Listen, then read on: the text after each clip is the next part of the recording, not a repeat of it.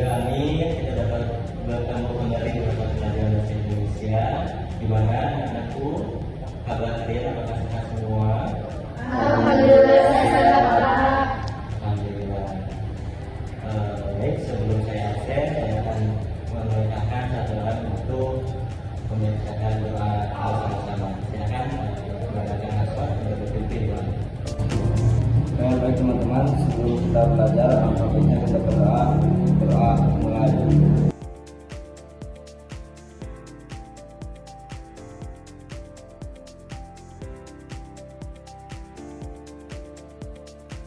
Berdoa tidak pernah selesai. Nah, alhamdulillah kita sudah membacakan doa bersama. Karena seperti yang sudah Bapak tampilkan, hari ini kita akan mempelajari tentang tes berita.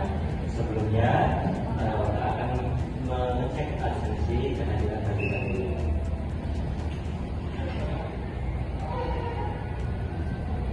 Yang pertama, sebelumnya nama yang Bapak panggil, Bapak tentang tangannya dan bilang hadirkan.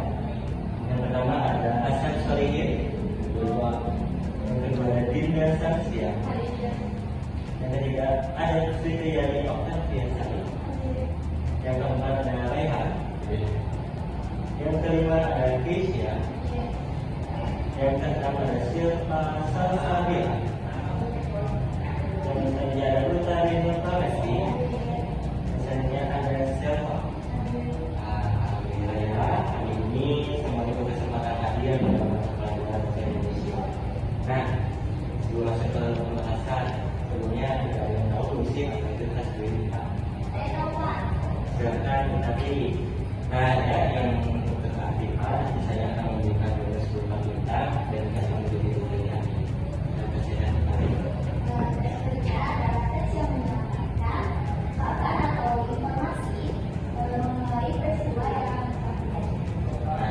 Bagus banget ya.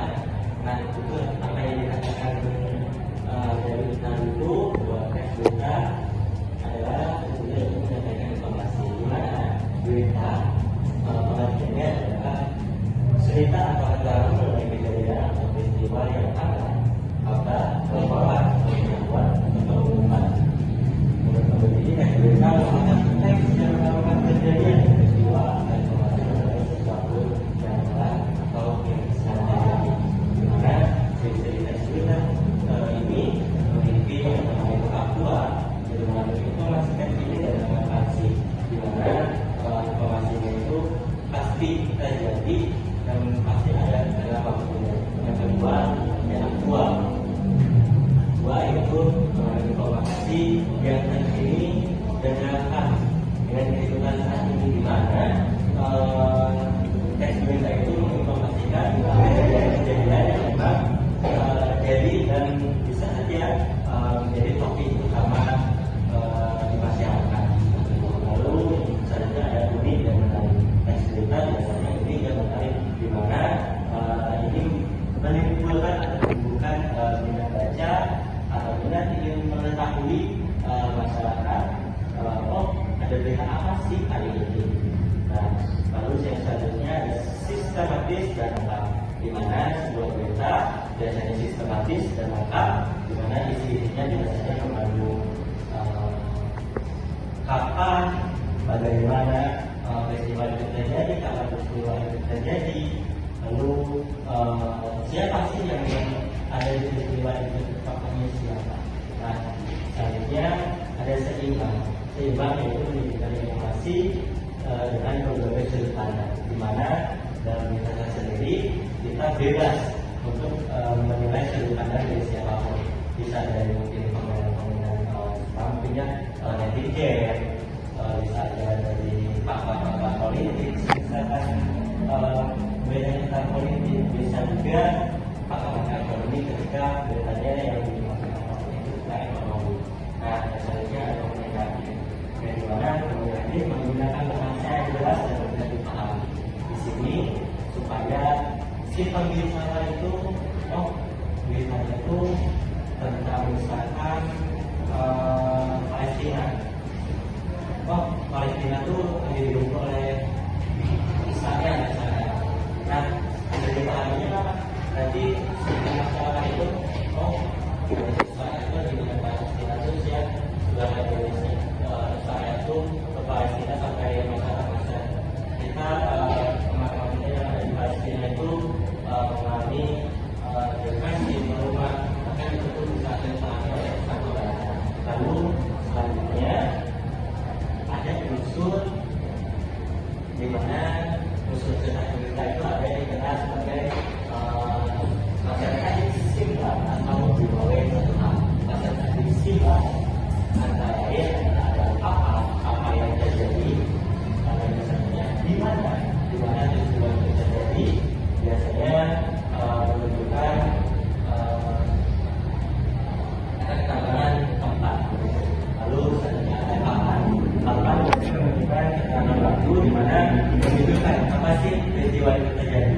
mencari siapa yang terlibat dalam peristiwa. Maksud siapa yang terlibat dalam peristiwa seperti misalkan kasus korupsi, siapa yang korupsinya, siapa yang menangkapnya, pasti dengan sebuah keputusan yang pasti disampaikan. Lalu selanjutnya ada mengapa peristiwa itu dapat terjadi. Misalkan kasus korupsi, mengapa sih kasus korupsi itu bisa terjadi? Mungkin pengalaman, iman kita yang memang kurang, di mana itu menjelaskan mengapa sampai peristiwa itu bisa terjadi. Lalu bagaimana prosesnya terjadi dari awal sampai akhir, misalkan ada tawuran nih, misalkan atau konflik antara kampus dengan kampus lain, kampus satu dengan kampus lain, di mana bagaimana sering menjelaskan proses dari awal, kenapa kampus A maka ke kampus B. Nah, nanti kampus B menjelaskan apa yang membuat atau bagaimana yang membuat kampus A itu sampai terpicu anak-anaknya seperti itu. Nah, untuk sebelumnya, apakah ada yang mau ditanyakan kepada kita bertanya Bapak dan cepat menjelaskan.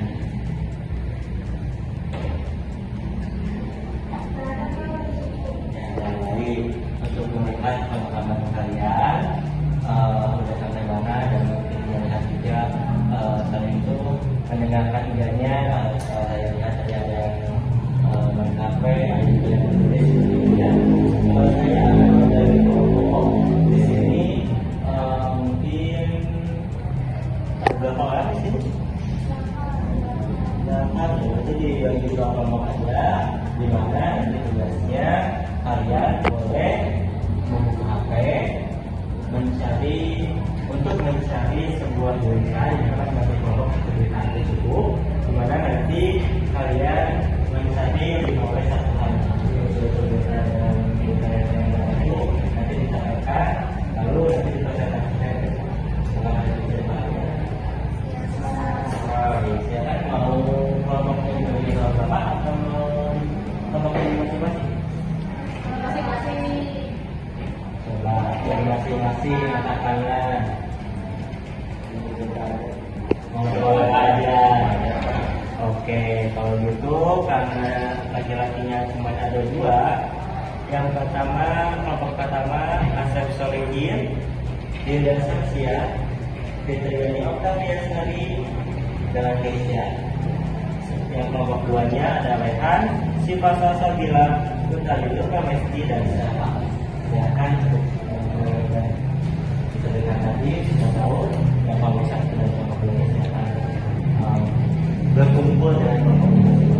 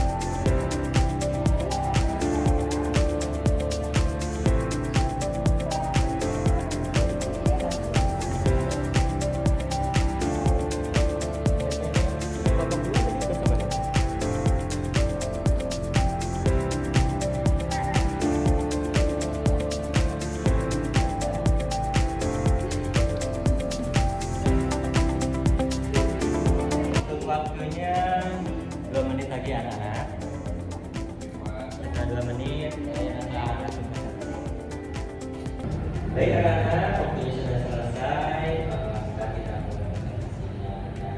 Mari kelompok mana dulu nih yang mau presentasi? Kelompok satu dulu. Terus silakan presentasikan ke depan.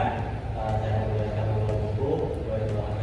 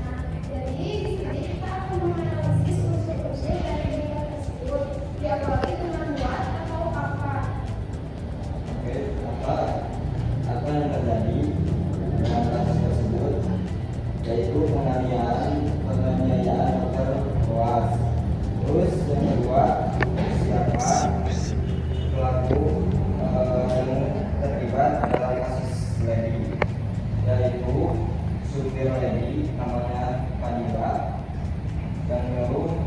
yang nyuruhnya lady sama ibunya lady namanya Lina. Selanjutnya ada WM kapan terjadinya? Terjadi pada hari Rabu tanggal 11 Desember 2024. Selanjutnya ada WM di mana peristiwa itu terjadi di RSUD Siti Fatimah. Lalu ada Y atau mengapa kejadian tersebut bisa terjadi karena Lady tidak terima jadwal puasnya itu ada di hari Natal dan Tahun Baru. Lalu ada mau atau bagaimana? Nah, kejadian itu terjadi ketika Lutfi sedang istirahat jaga malam. Lalu saat itu Lutfi ditelepon oleh ibunya Lady dan mengajak bertemu untuk berbicara mengenai jadwal puas anaknya. Namun saat berbicara sedang dilakukan, sang sopir pun geram karena Lutfi tidak merespon ucapan dari sang ibu Lady, sehingga membuat sang sopir tersebut mulai memukul Lutfi dan terjadilah penganiayaan. Oke, jadi itulah penjelasan tentang unsur-unsur berbicara yang kami temukan. Baik, mungkin dari teman-teman ada yang mau bertanya? Bisa bertanya, boleh silakan. Apa akibat yang didapatkan? Perkenalkan, nama saya Taufik Rahmadiani dari kelompok 2 di Misalnya. Apa akibat yang didapatkan pelaku penganiayaan? Oke, terima kasih atas pertanyaannya. Dijawab. Jadi, saudara Fadila mendapatkan hukuman berupa tersangka yang dikenakan pasal 351 ayat 2 mengenai penganiayaan dengan hukuman penjara maksimal 4 tahun. Baik, terima kasih atas atensi teman-teman semuanya dan pertanyaan yang telah diberikan. Semoga apa yang kami sampaikan dapat bermanfaat untuk teman-teman semuanya. Sekian dari kelompok 1. Wassalamualaikum warahmatullahi wabarakatuh. Waalaikumsalam warahmatullahi wabarakatuh. Wah, dari kelompok 1 sudah sangat komplit. Sekali lagi kita lanjutkan ke kelompok 1. Selanjutnya saya bacakan kelompok 2 menyaksikan hasil dari laporan mereka.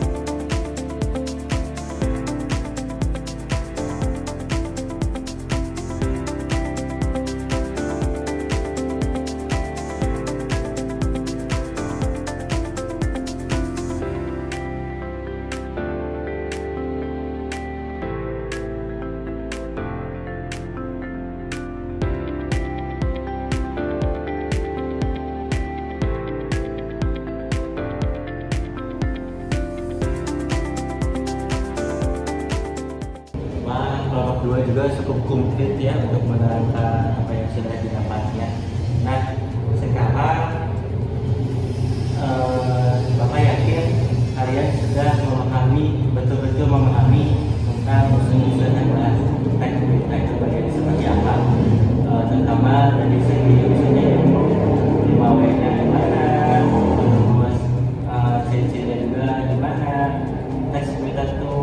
Jadi Bapak yakin salah satu di antara kalian mampu menyimpulkan apa itu teks berita.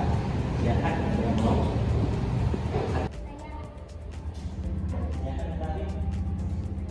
Teks berita menyajikan informasi terkini yang relevan dan penting untuk diketahui oleh masyarakat. Berita harus disajikan secara fakta dan objektif, tidak memihak serta tidak menambah opini pribadi atau dirasa dari penulis. Lalu teks berita juga umumnya memiliki struktur yang jelas, terdiri dari judul, intisari, tubuh berita, dan penulis.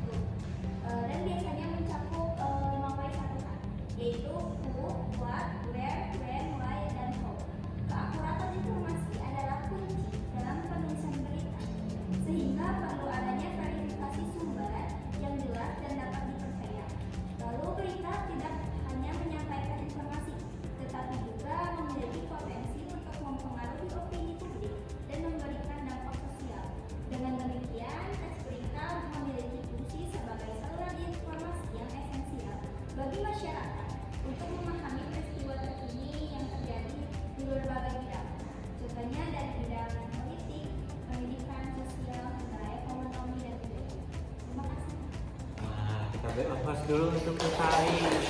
Betul sekali apa yang dibicarakan Utari tadi. Mungkin sedikit menyinggung saja dari kesimpulan memang berita adalah cerita atau keterangan mengenai kejadian peristiwa yang hangat yang baru terjadi di publik, di mana menimbulkan opini-opini yang berbeda dan tidak sesuai dengan sudut pandang kita masing-masing. Kita sebagai pelajar perlu memfilter atau menyaring berita-berita di mana sekarang itu maraknya berita-berita hoax. Nah, berita-berita hoax jika kita tidak terbiasa oleh kita, kalau kita langsung saja post ke sosial media yang lainnya, mengingat ke IG, memviralkan di Twitter, WhatsApp. Nah, tanpa mengetahui kebenaran berita tersebut, maka kita juga adalah pencetus berita hoax. Maka kita juga sebagai pelajar harus mengerti, memahami bagaimana cara memfilter berita-berita tersebut. Kita harus menyelidiki terlebih dahulu berita-berita mana saja yang baik, berita-berita mana saja yang memiliki sumber-sumber yang bagus, di mana kita harus memvalidasi, harus pintar-pintar memvalidasi. Yang mana memvalidasi ini bertujuan agar kita tidak menjadi penyebab berita hoax. Nah, karena sudah masuk jam istirahat, akan akhiri pelajaran saya pada hari ini. Saya ucapkan terima kasih kepada yang tadi sudah mempresentasikan dengan baik. Saya ucapkan terima kasih juga kepada anak-anak yang sudah menyimak dengan baik pembelajaran pada hari ini. Saya selaku Masyarakat Indonesia mengingatkan untuk bulan depan akan menjadi bulan akhir kita, jadi hari yang kedua adalah hari akhir kita pembelajaran. Karena bulan depan minggu depan kita akan lanjut ke ujian akhir